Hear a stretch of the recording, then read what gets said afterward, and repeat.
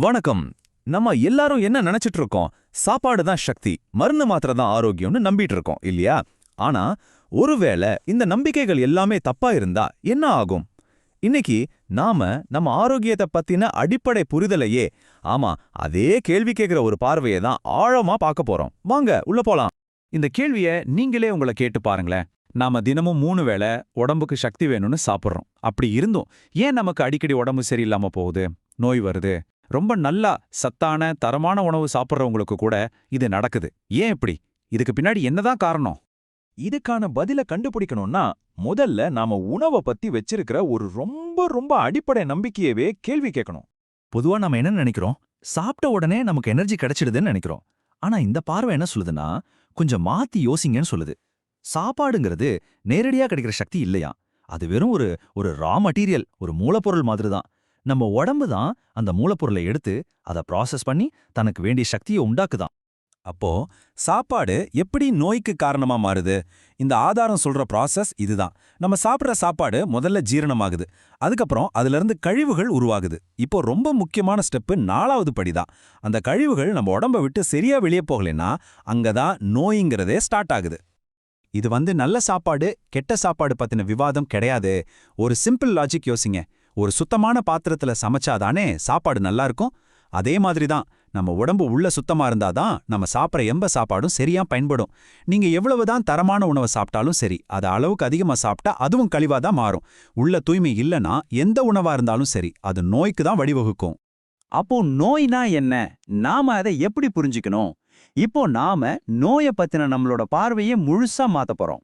நாம பொதுவா நோயை வெளியில இருந்து வர்ற ஒரு எதிரி மாதிரி பார்க்கறோம். ஆனா இந்த பார்வைப்படி நோய்ங்கிறது நம்ம உடம்பே தன்னைத்தானே சுத்தம் செஞ்சுக்கிற ஒரு ப்ராசஸ். ஆமா, இது ஒரு தாக்குதல் கிடையாது, இது ஒரு சுத்திகரிப்பு. நம்ம உடம்பு தனக்குள்ள தேங்கி இருக்கிற கழிவுகளை வெளியேத்த முயற்சி பண்ணுது, அவ்வளவுதான்.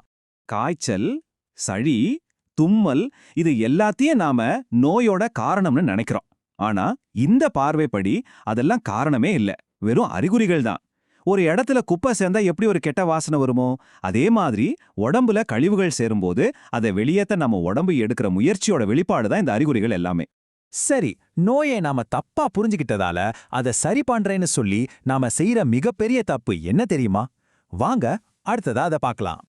இந்த சுழற்சி, இந்த சைக்கிளை கொஞ்சம் பாருங்களேன். ஸ்டெப் 1, நமக்கு வெளியில இருந்து ஏதோ ஒரு நோய் தாக்கிடுச்சுன்னு நாம நினைக்கிறோம். சரி, அடுத்தது என்ன பண்ணுவோம்? உடனே அதை எதிர்த்து போராடணும்னு சொல்லி மருந்து மாத்திரை எடுத்துக்கிறோம். ஆனா இங்கதான் ஒரு ட்விஸ்ட். அந்த மருந்து உண்மையில என்ன பண்ணுது தெரியுமா?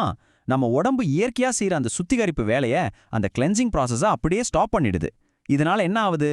பிரச்சனை சரியாகிறதுக்கு பதிலா உள்ளேயே அமுக்கப்பட்டு இன்னும் ஆழமா, ரொம்ப ஆழமா வேர் ஊன்ற ஆரம்பிச்சிடுது.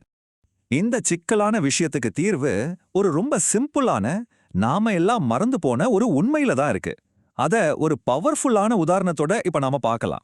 இந்த கேள்வியை ஒரு நிமிஷம் யோசிச்சு பாருங்க. பண்டிகை நேரத்துல நம்ம வீட்டை கிளீன் பண்றோம், பாத்திரத்தை கழுவுறோம், எல்லாத்தையும் பளபளன்னு சுத்தமா வச்சுக்கிறோம். ஆனா தினமும் நமக்காக ஓயாம உழைக்கிற நம்ம உடம்ப சுத்தம் செய்யணுங்கிற அறிவு நமக்கு இருக்கா? அப்போ உண்மையான ஆரோக்கியம் எங்க இருக்கு? அது மருந்து மாத்திரையில இல்ல, தூய்மையில தான் இருக்கு. நம்ம உடம்ப கழிவுகள் இல்லாம சுத்தமா வச்சுக்கிட்டு நம்ம ஜீரண மண்டலத்துக்கு தேவையான ஓய்வு கொடுத்தாலே போதும். நம்ம உடம்பே தனக்கு தேவையான ஆரோக்கியத்தை உருவாக்கிக் கொள்ளும். இதுதான் இந்த பார்வையின் மையக்கருத்து. சரி, இப்போ நம்ம பார்த்த எல்லா விஷயங்களையும் ஒன்னு சேர்த்து இந்த முழு விவாதத்தோட முக்கியமான முடிவுக்கு வருவோம். உண்மையான சக்தி எதுல இருக்கு?